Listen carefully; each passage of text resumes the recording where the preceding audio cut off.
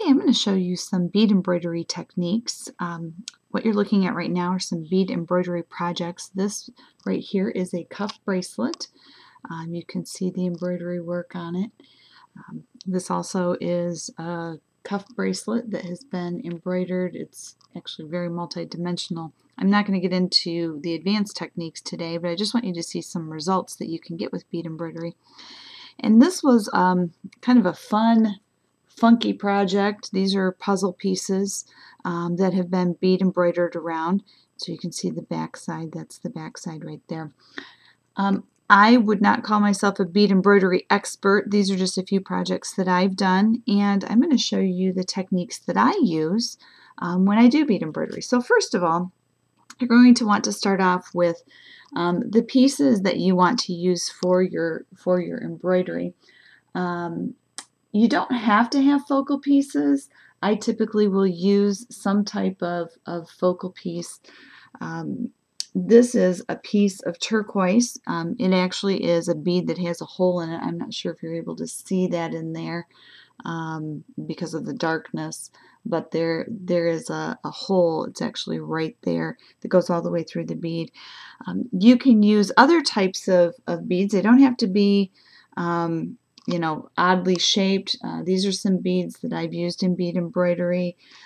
You can use cabochons. Cabochons are basically beads that have been sliced and the back of them is flat, as opposed to a bead like this that is not flat on the back. I mean, it hasn't been sliced. This also has a hole in it that you can see right there on the end that I'm actually going to use to demonstrate the bead embroidery on.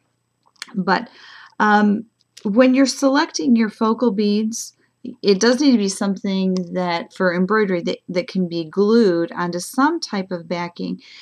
This piece, you can see I've glued on a piece of interfacing. I know a lot of beaders like to use different kinds of interfacing. There are several on the market. This is called Lacey's Stiff Stuff. It is a thicker interfacing. A lot of times beaders will use this for cuff bracelets. It's very heavy and it actually works up pretty nicely, but sometimes the projects that I do, I don't want that stiffness, so I'll just go and get some regular old interfacing that you would use for sewing. You can get this at any fabric store. And it's pretty inexpensive. So depending on the project will depend on what type of interfacing I use. You can also bead embroidery on just regular plain old fabric. If you're going to embroider on fabric, I would recommend either using some interfacing, and this kind that I have right here in my hand has glue on it that when you heat it with an iron, it'll actually adhere right to the fabric, and that'll give you some stiffness there. Or I would encourage you to use an embroidery hoop just to keep your work laying real nice. But today we're going to talk about embroidering for jewelry, which is typically done on interfacing.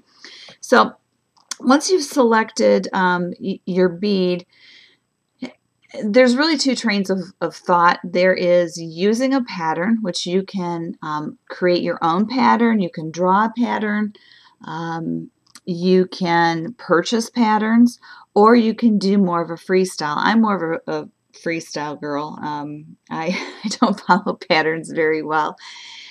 So what I'm going to demonstrate today will be more of a freestyle, and I may do a tutorial on how to do a beading pattern for bead embroidery at a later time. Okay, so once you've selected your bead, you need to get your bead glued down to the piece of interfacing. My favorite glue is E6000. It's pretty versatile, easy to work with, dries fairly quickly. Just follow the instructions on the back. Use a generous amount so that the entire back of the bead is covered, and you'll stick that down to your interfacing. So I actually did this previously, and you can see it's stuck on there. I can't pull that puppy off. So okay, so now we're ready to start our embroidery. What I have here is some fire line. If you don't know what fire line is actually fishing line. So one of my favorite things to do when we go to the sporting goods store, my husband's looking at, you know, all the man stuff he wants to look at, is I go over to the fishing section and, you know, look like a real outdoors girl by picking up some Fireline. Fireline comes in two colors that you'll use for beading. This is the crystal clear, and you can see it's not actually clear. There's kind of a white color to it. This is a 6-pound test. It comes in all different weights. The weight will tell you how thick the fishing line is. I typically use either 4-pound, 6-pound, or 8-pound test for beading. If you're going to use really tiny beads, size 15 seed beads or micro beads, you'll definitely want to stick with a lower test. And then the other color is smoke. Smoke is kind of a, well, it starts off black, but the more you work with it, it almost turns like a gray color the more it's worked. This is 8-pound test, and you can see that there. So I've cut a piece of Fireline. I've strung it through my beading needle. I have no idea what size beading needle this is. I typically use 12s and 13s. Occasionally I'll use a 10. But I go through beading needles a lot, and I really don't track the size, so sorry about that. But okay, so I'm going to start off at the end of my thread, and this is one of the few times where I'm going to give you permission to go ahead and just tie a regular old slip knot in the end. So I'm going to come around and come through my loop like I'm tying a knot, and then I'm going to go through a second time. This is going to end up on the back of the work, and when this is finished, you'll never see the knot. So go ahead and you can just snug that down so you have a nice little knot there. Then we're going to come in through the back side, right up close next to the bead, and I'm going to poke my needle in through the interfacing and come up through the top. Now, normally I probably would not be using smoke colored Fireline. I'm doing that for demonstrative purposes today so you can see what I'm doing, and hopefully the thread will show up. And I'm also going to use pretty large seed beads here. I'm using size 6 seed beads.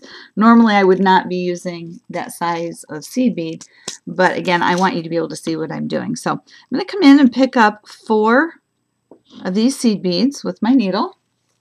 Bring those down to the end, and then I'm going to just lay those right up next to that main focal bead. I'm going to come in right here and go, see how I've snugged those up? I've just laid them. I'm going to go straight down at the end of that bead. And I'll pull my thread through the back. Okay.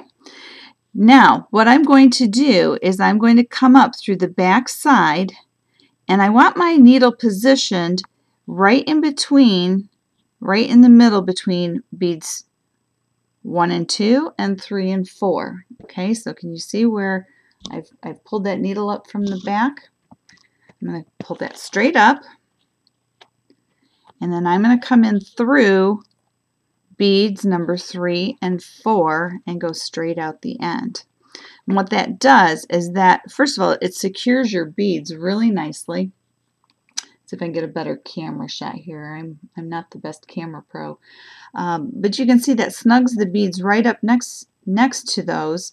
And then what it also will do is as I pick up my next beads, let me pick up 4 more.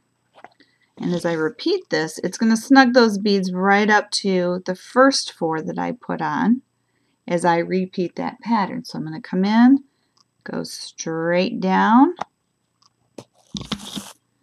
and then I'm going to do the same thing. I'm going to come in right in between those beads from the back.